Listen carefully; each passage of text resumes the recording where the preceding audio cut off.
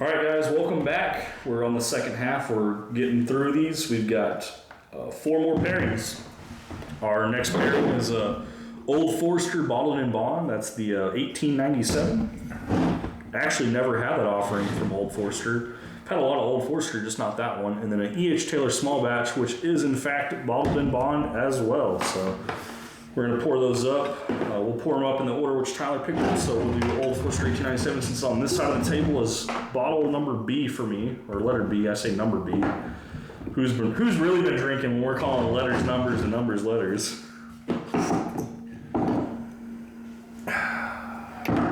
All right, so glass B.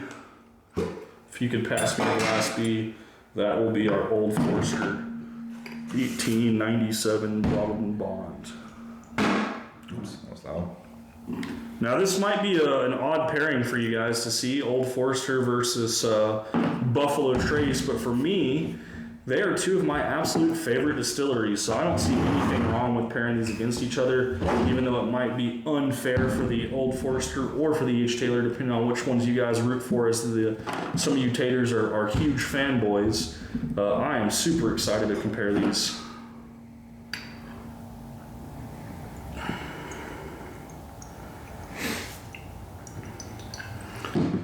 There's your small batch. Thanks, sir.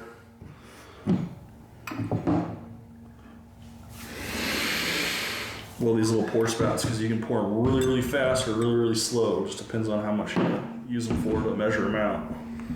And they're easy to come out. Got the E.H. Taylor small batch. I'm excited for this one because we only have a couple pairings left, and these are some absolute killer bottles. So I'm really excited now. This is where it starts to get fun, right? I'm excited. I'm also ready to finish up because we've had a lot of whiskey. We've had a lot.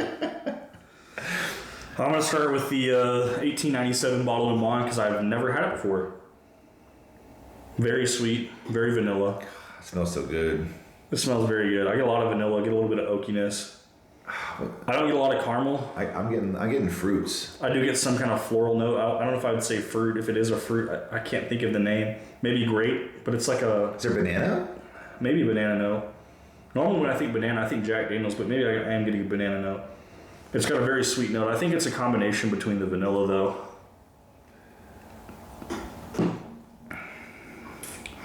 Not the most refined on the palate, but I do get the banana note on the palate now, so I can say in fact that is banana. And I find that delicious.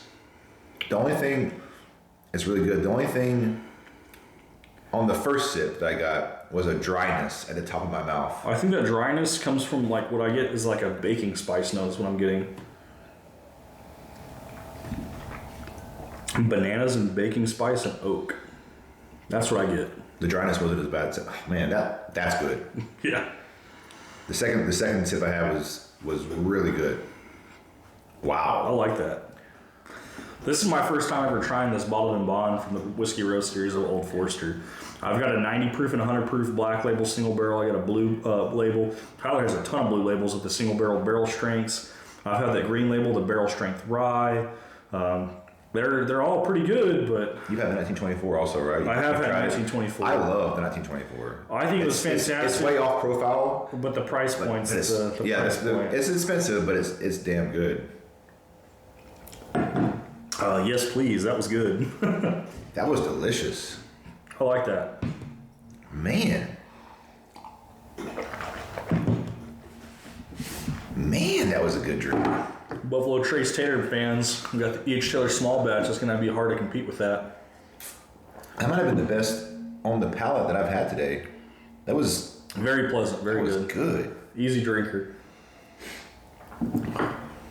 Very sweet on the nose. The vanilla on the nose from the E.H. Taylor.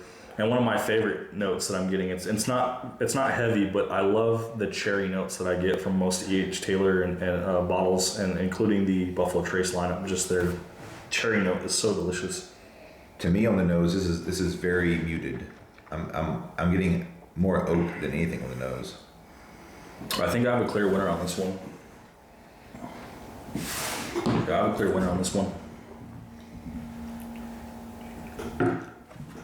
After drinking the Old Forester, this tastes like an oak bomb.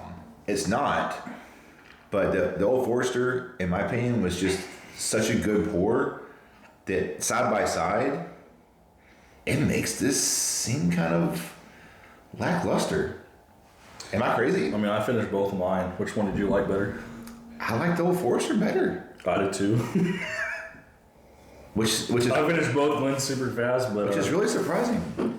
the oakiness, it's not as smooth, not as well rounded. I'm not gonna say it's a bad batch or a bad bottle, but this was just too oaky. So I think plain as day, shortest, easy, clip it, lock me in, final answer. Bottle and Bond series right here, E.H. Taylor versus Old Forester. The small batch versus 1897. 1897's got the win. This is the only small batch E.H. Taylor I've ever had. Have you had different I've had bottles? several. Do they always taste that oaky?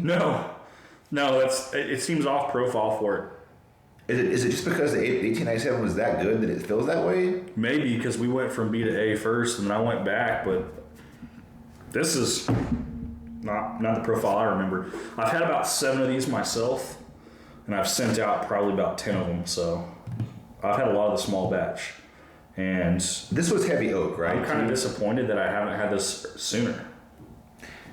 You got heavy oak on this too, right? I did. Like almost I did. all, like Normally I get a lot of vanilla Okay. and I get a lot of cherry or a lot of caramel when I drink small batch, but the small batch for this one was very oaky. Okay. Now I get a lot of vanilla on the nose, and I even got a cherry note on the nose, but it wasn't very pronounced in the tasting. So clear winner, guys. 1897 Bottle and Bond for this bracket. We'll see you guys for the next bracket. Next bracket coming up is going to be 1792 Bottle and Bond and Henry McKenna Bottle and Bond. So we'll see you guys for that one